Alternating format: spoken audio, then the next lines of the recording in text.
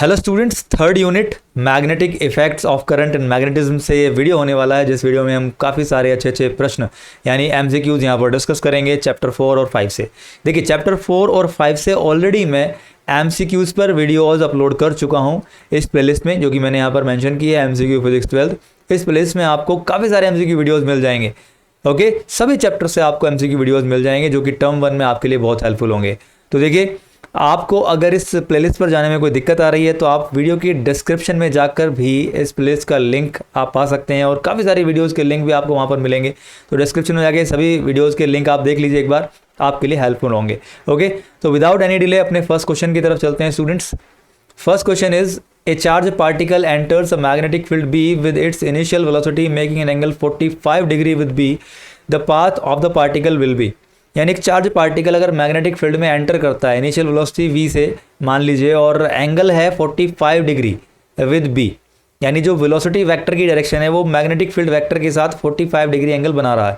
तो हमें बताना है कि पार्टिकल का पाथ कैसा होगा, स्ट्रेट लाइन पाथ होगा, सर्किल होगा, या एलिप्स होगा, या फिर हेलिक्स होगा। ओके, तो थोड़ा समझ लेते हैं यहाँ पर क्या क्या केसेस हो सकते हैं। मान लीजिए फील्ड है हमारा लेफ्ट से राइट की तरफ, इस तरह हमने पैरेलल एरो से बनाया है। ओके, ये फील्ड है। ओके, अब मान लीजिए इस फील्ड में चार्ज पार्टिकल, कोई पॉजिटिव चार्ज पार्टिकल इस तरीके से, या नेगेटिव चार्ज पार्टिकल फील्ड के अलोंग एंटर करता है, यानी सेम डायरेक्शन में, जिस डायरेक्शन में फील्ड है उसी डायरेक्शन में एंटर करता है विद वेलोसिटी v। तो यहाँ पर b और v के बीच में क्या एंगल होगा? एंगल होगा 0 डिग्री। तो अगर फील्ड की डायरेक्शन में चार्ज पार्टिकल मूव कर रहा है, उसके अपोजिट कर रहा है, तो एंगल 0 डिग्री होगा या 180 डिग्री होगा। ओके, तो ऐसे केस में जो फोर्स ऑन चार्ज पार्टिकल होगा वो क्या होगा? देखिए स्टूडेंट्स, फोर्स होता है q v B sine theta होता है। तो साइन थीटा यानी साइन 0 हो या साइन 180 हो, साइन 0 डिग्री की वैल्यू भी और साइन 180 डिग्री की वैल्यू भी 0 होती है, तो इसलिए हो जाएगा फोर्स 0। इसका मतलब एक चार्ज पार्टिकल पर फोर्स 0 लगता है अगर वो मैग्नेटिक फील्ड के अलोंग या उसके अपोजिट मूव करता है। तो जाहिर सी बात है, अगर पार्टिकल फील्ड की डायरेक्शन में या उसके अपोजिट एंटर करता है तो स्ट्रेट लाइन पाथ वो कवर करेगा, स्ट्रेट लाइन पाथ वो फॉलो करेगा, क्योंकि इस पर नेट फोर्स 0 होगा। तो जिस डायरेक्शन में वो जा रहा है उसी डायरेक्शन में वो कंटिन्यू करेगा। ओके, ये हो गया बच्चों केस फर्स्ट। अब मान लीजिए अगर चार्ज पार्टिकल मैग्नेटिक फील्ड में परपेंडिकुलरली एंटर करता है, जैसे यहाँ से आप देखिए ये एक चार्ज पार्टिकल है और ये इस फील्ड में, इनवर्ड फील्ड में परपेंडिकुलरली एंटर कर रहा है। देखिए यहाँ पर जो क्रॉस है, क्रॉस हम रिप्रेजेंटेशन यूज़ करते हैं इनवर्ड फील्ड के लिए।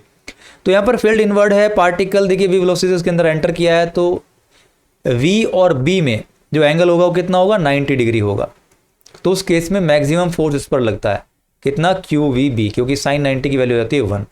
तो इस मैक्सिमम फोर्स के कारण जो यहाँ पर पार्टिकल होगा वो सर्कुलर, एक सर्किल यानी एक सर्कुलर पाथ फॉलो करेगा। ओके, तो अगर पॉजिटिव पार्टिकल है, मान लीजिए अगर पॉजिटिव पार्टिकल एंटर कर रहा है तो इनवर्ड फील्ड में वो एंटी क्लॉकवाइज इस तरीके से मूव करता हुआ फील्ड से बाहर आएगा, राइट। यानी ये सेमी सर्कुलर होगा क्योंकि ये फील्ड में बाहर से एंटर किया है। ओके, अगर कोई पार्टिकल मूव कर रहा है उसके परपेंडिकुलर हम फील्ड अप्लाई कर देते हैं तो वो सर्कुलर मोशन में आता है, एक सर्किल कंप्लीट करता है। लेकिन ये बाहर से एंटर हुआ है तो ये सेमी सर्कुलर पाथ फॉलो करते हुए बाहर आ जाएगा। तो यहाँ पर आपने देखा अगर चार्ज पार्टिकल परपेंडिकुलरली एंटर करता है फील्ड में तो सर्कुलर पाथ फॉलो करता है। ओके, तो आपको पता चल चुका है बच्चों कि भाई 0 डिग्री और 180 डिग्री पर स्ट्रेट लाइन मोशन होता है। अगर थीटा की वैल्यू 90 डिग्री है, इसका मतलब पार्टिकल की जो वेलोसिटी है, वेलोसिटी वेक्टर और फील्ड वेक्टर के बीच में एंगल 90 डिग्री है, तो एक सर्कुलर पाथ फॉलो करता है। अब बात आती है थर्ड केस के, मान लीजिए अगर एक पार्टिकल v वेलोसिटी से फील्ड के अंदर किसी एंगल पर एंटर करता है और ये एंगल लेस देन 90 डिग्री है और ग्रेटर देन 0 डिग्री है, तो उस केस में वेलोसिटी वेक्टर के दो कंपोनेंट होंगे, एक फील्ड के अलोंग जिसको हम बोलेंगे v cos थीटा, और एक फील्ड के परपेंडिकुलर जिसको हम बोलेंगे v sin थीटा। तो यहाँ पर देखिए परपेंडिकुलर कंपोनेंट उसको सर्कुलर मोशन देगा और जो v cos थीटा यानी cos कंपोनेंट है वो उसको आगे की तरफ शिफ्ट कराएगा। इसलिए यहाँ पर पार्टिकल का जो मोशन होगा वो हेलिकल होगा। ध्यान से देखिए कैसा होगा? हेलिकल होगा। ओके, यानी हेलिक्स होगा, हेलिकल, या फिर आप उसको हेलिक्स कह सकते हैं, राइट। तो अगर पार्टिकल 45 डिग्री पर एंटर करता है फील्ड के साथ, तो देखिए ये क्या है? 0 डिग्री और लेस देन 90 डिग्री, यानी 0 डिग्री से ज़्यादा और 90 डिग्री से कम है ये एंगल। तो यहाँ पर कैसा पाथ होगा? हेलिक्स होगा। तो आप तीनों केस ध्यान रखें कि अगर पार्टिकल परपेंडिकुलरली एंटर करता है तो पाथ होगा सर्कुलर, अगर अलोंग द फील्ड या अपोजिट टू द फील्ड है तो होगा स्ट्रेट लाइन, ओके और अगर किसी एंगल पर यानी 0 डिग्री से ज़्यादा और 90 डिग्री से कम किसी एंगल पर एंटर करता है तो पाथ होगा हेलिकल।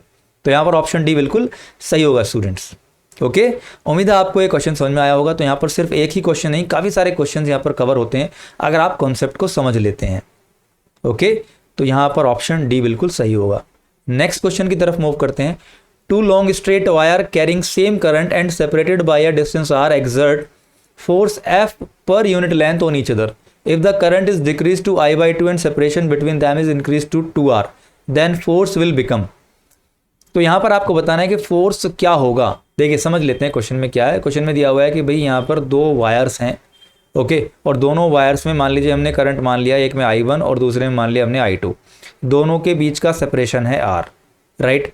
तो यहाँ पर जो फोर्स एक दूसरे पर लगाते हैं, force per unit length, okay तो उसका फॉर्मूला होता है F equals to mu naught upon 4 pi into 2I1I2 upon R।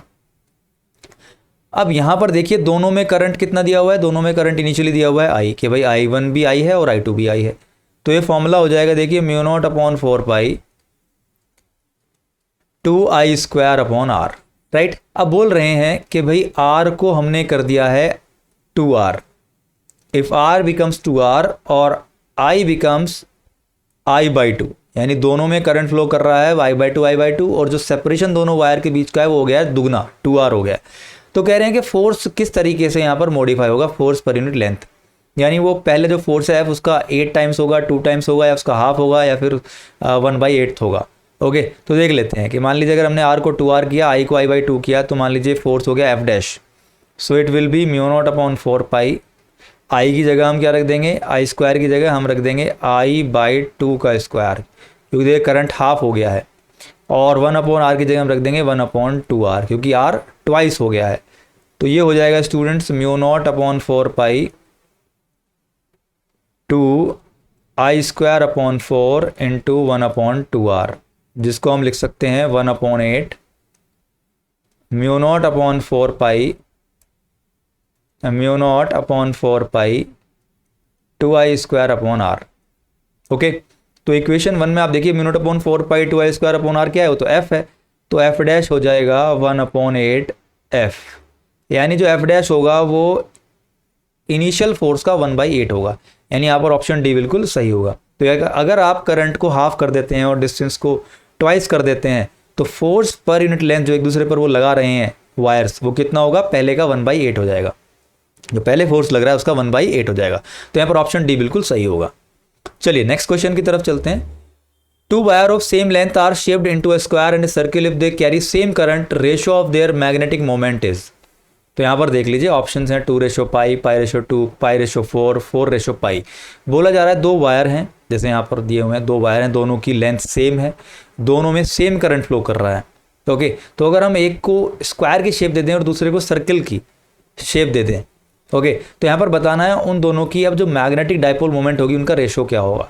तो देखिए दोनों की लेंथ सेम थी दोनों वायर की, तो यहाँ पर मान लेते हैं स्क्वायर की जो साइड है वो हो गई ए और ये ए, और जो सर्किल हमने बनाया दूसरी वायर से उसकी रेडियस हो गई R।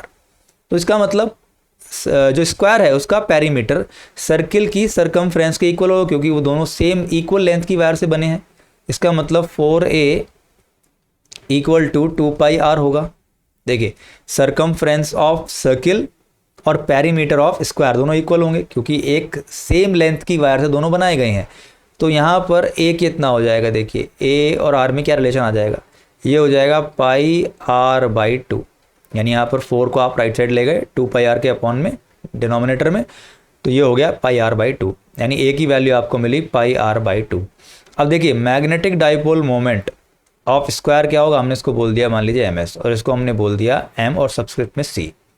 तो ये इक्वल होगा इन दोनों का ratio NI area of square upon NI area of circle. Okay यही फॉर्मूला होता है मैग्नेटिक डाइपोल मोमेंट का, NI है, राइट। तो यहाँ पर N से N कैंसिल, I से I कैंसिल, तो यहाँ पर ये आ जाएगा देखिए area of square upon area of circle. आ रही है बात समझ में स्टूडेंट्स। तो यहाँ पर बेसिकली हम ये समझ सकते हैं कि भाई जो मैग्नेटिक डाइपोल मोमेंट होगा, मैग्नेटिक डाइपोल मोमेंट का रेशो दोनों का, वो दोनों के एरिया का रेशो होगा। तो स्क्वायर का एरिया क्या होगा, स्क्वायर का एरिया होगा A स्क्वायर और सर्किल का एरिया होगा पाई आर स्क्वायर। तो ए क्या है, ए है पाई आर बाई टू, ऊपर आप देख सकते हैं इक्वेशन 1 में। तो आप यहाँ पर लिखेंगे ए स्क्वायर को pi square r square upon 2 का स्क्वायर होगा तो ये 4 हो जाएगा। ओके, अपॉन में क्या आ जाएगा पाई आर स्क्वायर, यानी आपने ए स्क्वायर की वैल्यू रख दी है यहाँ से, A equals to pi r by two है तो ए स्क्वायर कितना हो जाएगा pi square r square upon 4। अब यहाँ पर पाई से पाई स्क्वायर का स्क्वायर कैंसिल हो गया, आर से आर स्क्वायर कैंसिल हो गया स्टूडेंट्स। देखिए कितना आया पाई बाई 4 आया, यानी हम इसको बोल सकते हैं पाई रेशो 4। ओके, तो ऑप्शन सी यहाँ पर बिल्कुल सही होगा स्टूडेंट्स, पाई रेशो 4। ओके, ऑप्शन सी बिल्कुल सही होगा, यानी जो दोनों की मैग्नेटिक मोमेंट का रेशो होगा वो होगा पाई रेशो 4। चलिए नेक्स्ट क्वेश्चन की तरफ चलते हैं। If a charge particle enters a magnetic field then it will always experience a force by magnetic field, never experience any force, experiences a force if it is moving at right angle to the field, experiences a force if it is moving parallel to the field। समझ लेते हैं। देखिए मान लीजिए एक magnetic field है, इस तरीके से दिया हुआ है पैरेलल एरो से, तो यहाँ पर बोला जा रहा है कि क्या हमेशा एक चार्ज पार्टिकल जब एंटर करेगा मैग्नेटिक फील्ड में क्या हमेशा उस पर फोर्स लगेगा? वैसे ज़रूरी नहीं है, क्योंकि हमने अभी समझा था अगर पार्टिकल फील्ड के अलोंग या उसके अपोजिट मूव करता है पार्टिकल तो उस पर फोर्स 0 लगता है। क्यों? क्योंकि फॉर्मूला होता है q v B sine theta, और साइन 0 हो जाएगा यहाँ पर q v B sine 0 degree. अगर फील्ड के लॉन्ग मूव कर रहा है तो साइन 0 0 होता है, इसका मतलब उस पर फोर्स लगा 0। ओके, तो यहाँ पर always experience is force by magnetic field, ये बिल्कुल गलत है, क्योंकि फोर्स 0 भी हो सकता है, जरूरी नहीं है उस पर हमेशा फोर्स लगे। ओके, दूसरा है नेवर एक्सपीरियंस इज फोर्स, तो ये भी गलत है, ज़रूरी नहीं है कि हमेशा ही उस पर फोर्स ना लगे, फोर्स लग सकता है। मान लीजिए पार्टिकल परपेंडिकुलरली एंटर करता है तो उस केस में क्या हो जाएगा, एफ हो जाएगा क्यू वी बी, क्योंकि साइन 90 क्या होगा, साइन 91 होगा, क्योंकि यहाँ पर बी और वी यानी वेलोसिटी के बीच में एंगल है 90 डिग्री, तो यहाँ पर फोर्स होगा क्यू वी बी। तो ज़रूरी नहीं है कि कभी फोर्स ना लगे, हो सकता है फोर्स लगेगा उस पर अगर वो परपेंडिकुलर आ रहा है या फिर किसी एंगल पर आ रहा है। तीसरा है देखिए experience force when it is moving at right angle to the field, तो बिल्कुल सही है। आपने देखा यहाँ पर कि अगर परपेंडिकुलरली फील्ड में पार्टिकल एंटर करता है तो उस पर मैक्सिमम फोर्स लगता है, कितना q v B, maximum force लगता है।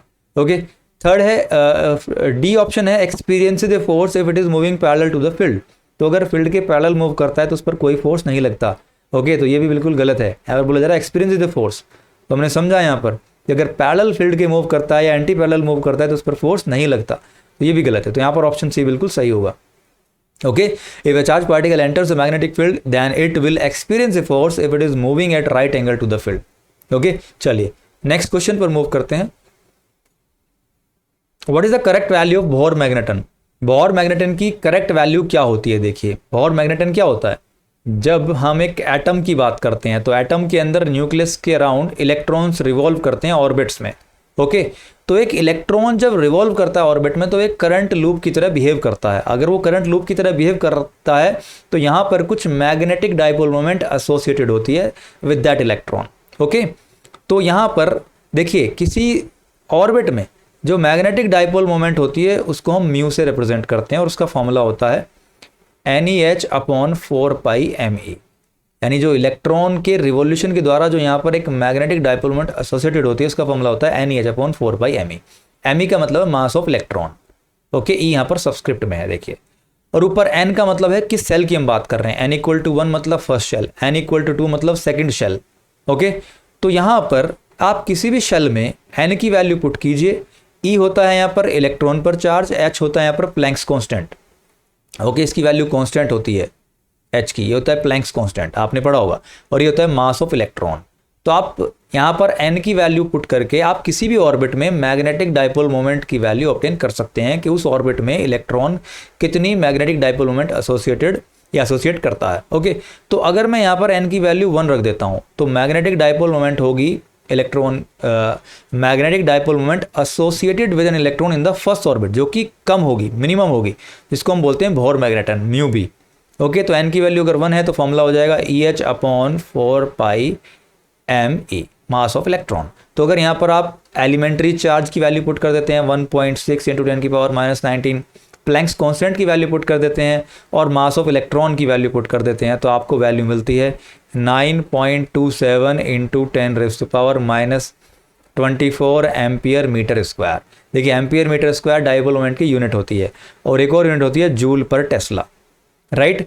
तो यहाँ पर देखिए ऑप्शन बी बिल्कुल सही होगा। तो बोहर मैग्नेटन क्या है? बोहर मैग्नेटन होता है minimum dipole moment associated with an electron और the dipole moment of an electron moving in first stationary orbit.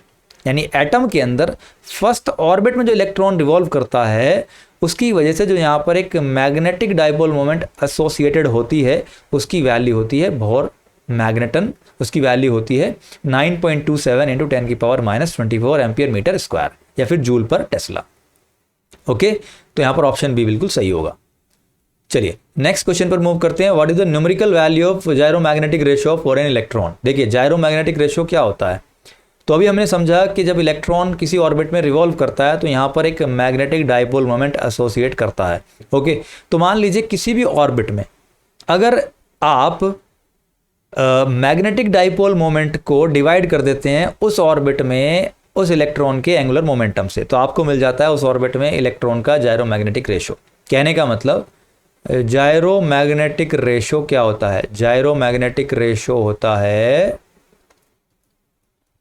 Magnetic moment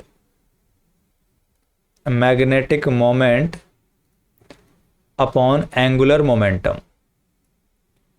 okay, angular momentum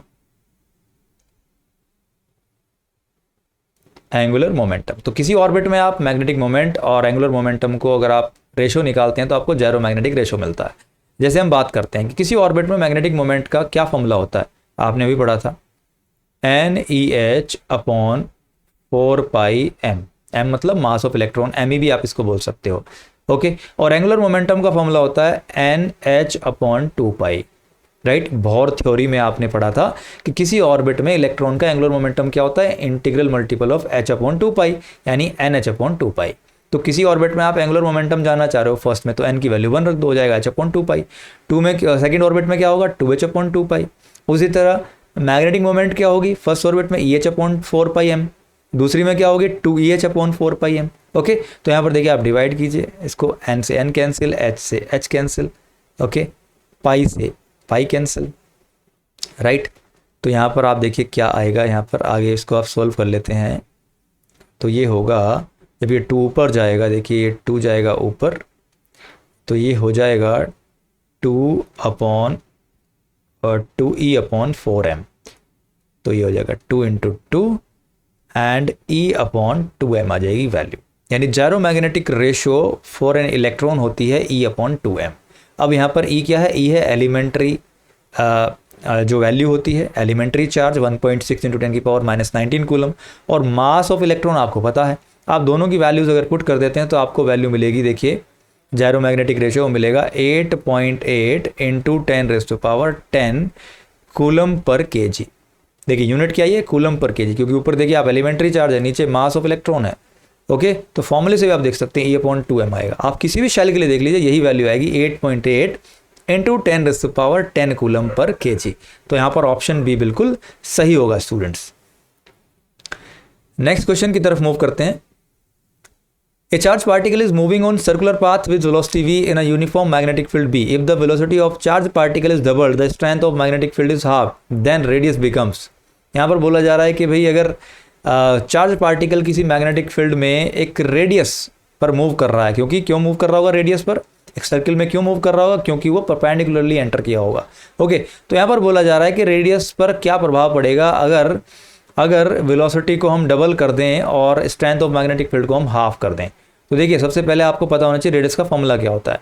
radius का फॉर्मूला होता है mv upon qb। Okay, m है यहाँ पर mass of particle, v है velocity of particle, q है charge of particle, b है magnetic field in which the particle is moving. Okay, r है यहाँ पर रेडियस। तो मान लेते हैं इनिशियली ये फॉर्मूला होता है हमारे r का। ओके, तो सेकेंड रेडियस क्या होगी? r dash. r डैश कब होगी? जब हमने वेलोसिटी को क्या कर दिया? डबल कर दिया है, 2v कर दिया है। ओके, और b को हमने कर दिया है हाफ, यानी b/2 कर दिया है। इसको आप सॉल्व करेंगे, ये हो जाएगा 2 ऊपर जाएगा, 2 इंटू 2 यानी 4, तो हो जाएगा 4 mv अपॉन qb। देखिए mv अपॉन qb क्या था? वो तो r था। तो यहाँ पर आप लिख सकते हैं r dash equals to 4r, यानी पहले से r डैश क्या हो गया? पहले r का 4 टाइम्स हो गया। ओके, तो यहाँ पर ऑप्शन सी बिल्कुल सही होगा। ओके स्टूडेंट्स, तो अगर आप मैग्नेटिक फील्ड को हाफ कर देते हो, मैग्नेटिक फील्ड स्ट्रेंथ को आप हाफ कर देते हो और वेलोसिटी ऑफ चार्ज पार्टिकल को डबल कर देते हो, तो रेडियस क्या होगा, रेडियस 4 टाइम्स हो जाएगा, क्योंकि यहाँ पर आप देख रहे हैं कि रेडियस वेलोसिटी के डायरेक्टली प्रोपोर्शनल है और फील्ड के इनवर्सली प्रोपोर्शनल है। ओके, तो यहाँ पर ऑप्शन सी बिल्कुल सही होगा। चलिए नेक्स्ट क्वेश्चन की तरफ मूव करते हैं। A galvanometer coil has a resistance of 12 ohm and the meter shows full scale deflection for a current of 3 milliampere. The galvanometer can be converted into a voltmeter of range 0 to 18 volt by connecting a series resistance of। तो यहाँ पर question में आपसे पूछा जा रहा है कि सीरीज में आप कितना रेजिस्टेंस कनेक्ट करेंगे। एक 12 ओम रेजिस्टेंस का गैल्वेनोमीटर है, उसको आपने वोल्टमीटर बनाना है कितना, 18 वोल्ट का, और फुल स्केल डिफ्लेक्शन करंट है यहाँ पर 3 मिली एम्पियर। तो देखिए आप थोड़ा समझ लीजिए, जब आप एक गैल्वेनोमीटर को वोल्टमीटर बनाते हैं तो आप गैल्वेनोमीटर के साथ सीरीज में एक रेजिस्टेंस लगाते हैं, जिसको हम कहते हैं हाई रेजिस्टेंस इन सीरीज, उसको हम बोल देते हैं आर। ओके, तो यहाँ पर ये आर कितना हो, कितना आपको लगाना है, उसके लिए आपको फॉर्मूला मिलता है R equals to V upon I G minus G. Okay, तो यहाँ पर आर है resistance, value of resistance required. Okay, V है यहाँ पर रेंज, किस रेंज में आप गैल्वेनोमीटर को वोल्टमीटर बना रहे हो, किस रेंज का वोल्टमीटर बना रहे हो। आई जी होता है फुल स्केल डिफ्लेक्शन करंट, जो कि यहाँ पर आपको दिया है 3 मिली एम्पियर, और जी होता है गैल्वेनोमीटर का रेजिस्टेंस, जो आपको यहाँ पर दिया है 12 ओम। ओके, तो यहाँ पर आप लिख लीजिए पहले आपको क्या क्या दिया हुआ है। जी की वैल्यू दी है 12 ओम, आई जी की वैल्यू दी है 3 मिली एम्पियर, जिसको आप लिख सकते हैं 3 इंटू 10⁻³ एम्पियर। ओके, और वी यानी रेंज दिया है आपको, मैक्सिमम रेंज कितना, 18 वोल्ट, मैक्सिमम कितना जाएगा 18 वोल्ट। तो फॉर्मूले में सारी वैल्यूज पुट कर दीजिए। वी की जगह आपने रखा 18, आई जी की जगह आपने रखा 3 इंटू 10⁻³ जी की जगह आपने रखा 12। तो आपको यहाँ पर आर की वैल्यू मिल जाएगी। ओके, तो ये हो जाएगा आर इक्वल्स टू 18 इंटू 10⁻³। देखिए 10⁻³ ऊपर जाएगा +3 हो जाएगा, और ये अपॉन में 3 माइनस 12, ये हो जाएगा 3 6 राइट, और इट विल बी 6 इंटू 10⁻³ कितना होगा 6000 और minus 12, so it will B 5988 ओम। यानी आपको सीरीज में कितना रेजिस्टेंस लगाना है स्टूडेंट्स, 5988 ओम। इतना रेजिस्टेंस लगाएंगे आप तो गैल्वेनोमीटर 18 वोल्ट के वोल्टमीटर में कन्वर्ट हो जाएगा, जिसका फुल स्केल डिफ्लेक्शन करंट है 3 मिली एम्पियर और जिसका अपना रेजिस्टेंस है 12 ohm. Okay students, full scale deflection current होता है करंट की वो वैल्यू जो कि गैल्वेनोमीटर से अगर फ्लो करेगी तो galvanometer full scale deflection current देगा, यानी फुल स्केल डिफ्लेक्शन देगा उस करंट की वैल्यू के लिए। मान लीजिए 30 डिवीजन है गैल्वेनोमीटर में, तो 30 डिवीजन पर पॉइंटर चला जाएगा उतना करंट फ्लो करते ही, तो इसको हम बोलते हैं full scale deflection current. Right, I G से हम इसको डिनोट करते हैं। फॉर्मूले में आप देख लीजिए R equal to V upon I G minus G. तो यहाँ पर ऑप्शन ए बिल्कुल सही होगा स्टूडेंट्स। चलिए मूव करते हैं नेक्स्ट क्वेश्चन की तरफ। In an ammeter, 10% of main current is passing through the galvanometer. If the resistance of galvanometer is G, then the shunt resistance will be 10G, G/10, 9G और G/9। तो यहाँ पर देखिए हमें बताना है कि शंट रेजिस्टेंस की वैल्यू क्या होगी। देखिए क्वेश्चन में क्या दिया हुआ है, क्वेश्चन में बोला जा रहा है कि एक गैल्वेनोमीटर है जिसको हमने एमीटर में कन्वर्ट किया है। तो एमीटर में कन्वर्ट हम करते हैं पैरेलल में शंट लगाकर। शंट मतलब बोले तो small resistance in parallel. Right, अब मान लीजिए इधर से करंट आ रहा है आई, तो इधर से आई आ रहा है और 10% गैल्वेनोमीटर से जा रहा है, 10% इसका आई का, तो कितना हो जाएगा 0.1 आई हो जाएगा। इसका मतलब गैल्वेनोमीटर से जा रहा है 0.1 आई। तो यहाँ से कितना जाएगा, देखिए यहाँ से जाएगा आई माइनस 0.1 आई। ओके, शंट से कितना जाएगा आई माइनस 0.1 आई। ओके, तो यहाँ पर देखिए शंट ऑब्टेन करने का एक फॉर्मूला होता है I G into G upon I minus I G. ये फॉर्मूला आपने पढ़ा होगा जब आपने कन्वर्जन सीखा होगा, conversion of galvanometer into ammeter. अब यहाँ पर आपको आई जी मिल गया, आई जी कितना है 0.1 आई, 0.1 आई इंटू जी। ओके, आई जी की वैल्यू आपने रखी 0.1 आई जो कि गैल्वेनोमीटर से फ्लो करेगा।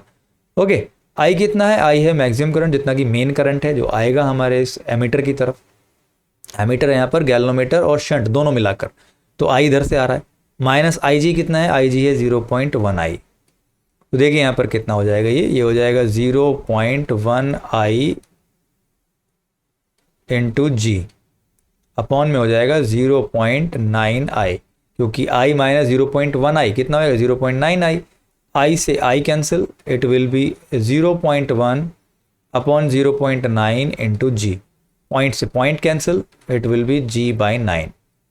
तो जो शंट रिक्वायर्ड होगा, देखिए शंट जो रिक्वायर्ड होगा यहाँ पर जो गैल्वेनोमीटर के साथ पैरेलल में हमें कनेक्ट करना होगा ताकि मेन करंट का 0.1 आई ही भाग गैल्वेनोमीटर से जाए, तो उस शंट की रिक्वायर्ड वैल्यू होगी G/9, यानी जो गैल्वेनोमीटर का रेजिस्टेंस है कैपिटल G उसका 1/9। ओके, तो यहाँ पर ऑप्शन डी बिल्कुल सही होगा स्टूडेंट्स, G/9, राइट। चलिए नेक्स्ट क्वेश्चन की तरफ मूव करते हैं। Current sensitivity of a moving coil galvanometer is 5 division per milli ampere and its voltage sensitivity is 20 division per volt. The resistance of the galvanometer is, option देख लीजिए, 250 ओम, 100 ओम, 150 ओम या फिर 200 ओम।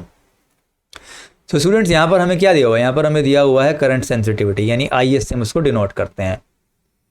कितना है students, 5 division per milli ampere. अगर मैं इसको ऐसा यूनिट में कन्वर्ट करूँ, यानी डिवीजन पर एम्पियर में करूँ, तो ये हो जाएगा स्टूडेंट्स 5000 डिवीजन पर एम्पियर। ओके, वोल्टेज सेंसिटिविटी कितना दे रखा है, वोल्टेज सेंसिटिविटी दे रखा है 20 डिवीजन पर वोल्ट, राइट। तो रेजिस्टेंस क्या होगा गैल्वेनोमीटर का, तो देखिए रेजिस्टेंस ऑफ गैल्वेनोमीटर क्या होगा, वो होता है students current sensitivity upon voltage sensitivity, right. अब आप इस फॉर्मूले से कंफ्यूज मत होना, एक फॉर्मूला होता है कि R = V/I, यानी V = IR से जो ऑब्टेन होता है कि R तो होता है V/I, ये है पोटेंशियल डिफरेंस और करंट, लेकिन यहाँ पर है वोल्टेज सेंसिटिविटी और करंट सेंसिटिविटी, तो यहाँ पर रेजिस्टेंस होगा current sensitivity upon voltage sensitivity. तो आप ये याद रखें, करंट सेंसिटिविटी कितना है 5000 और वोल्टेज सेंसिटिविटी है 20। Okay, so it will be 250 ohm, right, यानी रेजिस्टेंस वैल्यू कितनी आई 250 ओम। तो ऑप्शन ए यहाँ पर बिल्कुल सही होगा। तो अगर आपको करंट सेंसिटिविटी दे रखा है गैल्वेनोमीटर का, वोल्टेज सेंसिटिविटी दे रखा है, तो आप गैल्वेनोमीटर का रेजिस्टेंस ऑब्टेन कर सकते हैं इस फॉर्मूले से, राइट। IR = IS/VS, यानी current sensitivity upon voltage sensitivity. चलिए नेक्स्ट क्वेश्चन पर मूव करते हैं। गैल्वेनोमीटर और resistance 40 ohm gives a deflection of 5 division per milli ampere, there are 50 division on the scale, यानी गैल्वेनोमीटर में 50 डिवीजन हैं। The maximum current that can pass through it when a shunt resistance of 2 ohm is connected is. Okay, तो यहाँ पर ये हमें बताना है मैक्सिमम करंट कितना पास करेगा, राइट। तो समझ लेते हैं थोड़ा कि मान लीजिए गैल्वेनोमीटर को जब आप एमीटर में कन्वर्ट करते हैं, तो अभी हमने सीखा था कि शंट लगाते हैं पैरेलल में, क्या लगाते हैं, शंट लगाते हैं पैरेलल में।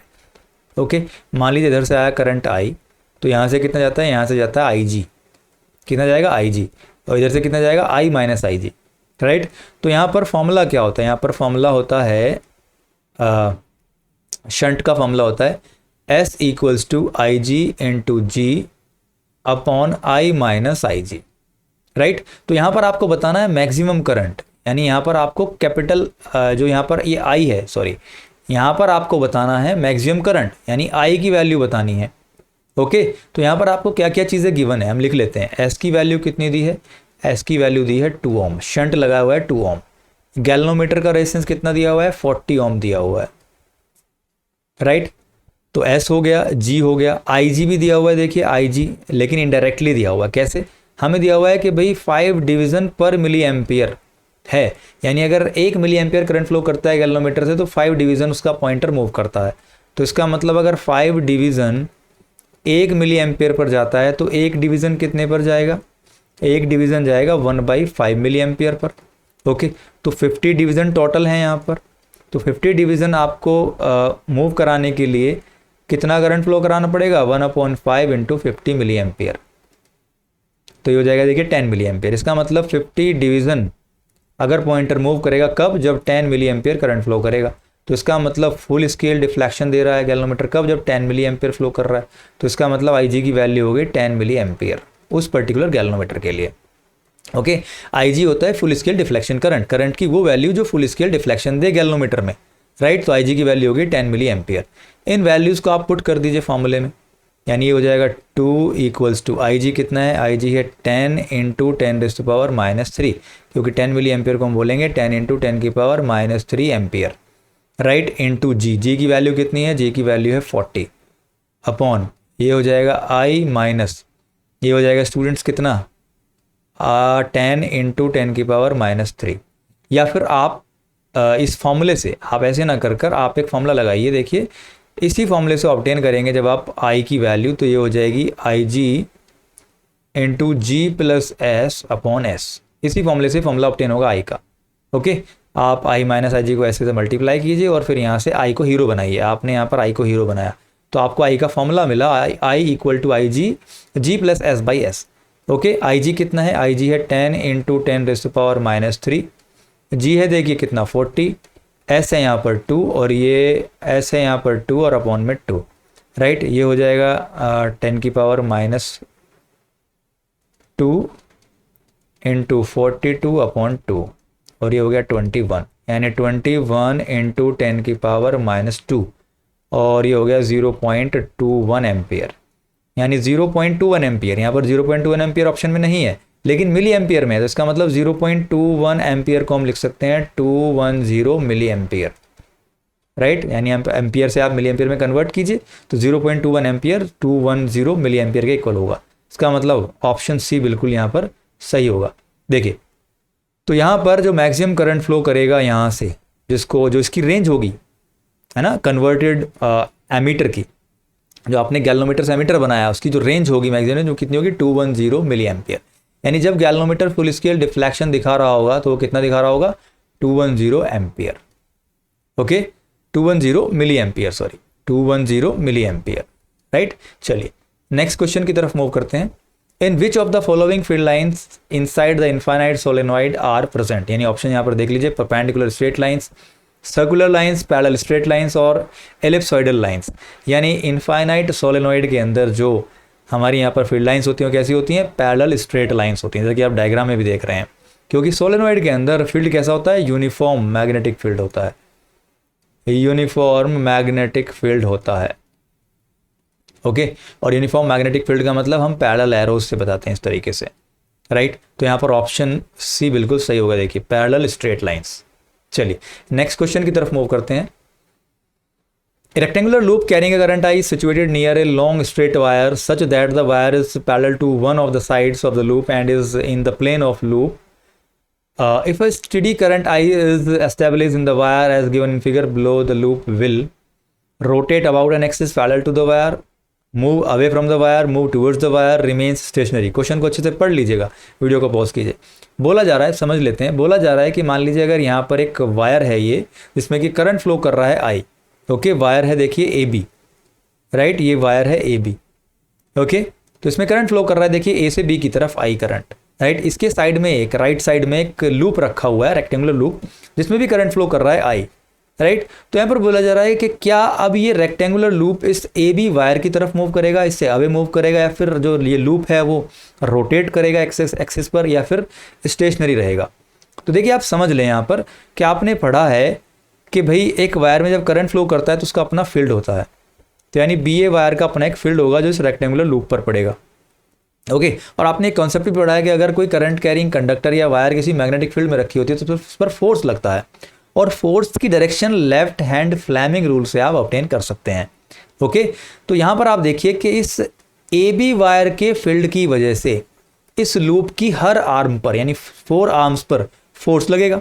लेफ्ट हैंड फ्लेमिंग रूल के अकॉर्डिंग आप देखें तो पी क्यू आर्म पर टूवर्ड्स द वायर फोर्स लगेगा, जो कि अट्रैक्टिव फोर्स होगा, और आर एस आर्म पर एक रिपल्सिव फोर्स होगा इस तरफ, हम इसको एफ आर बोल देते हैं।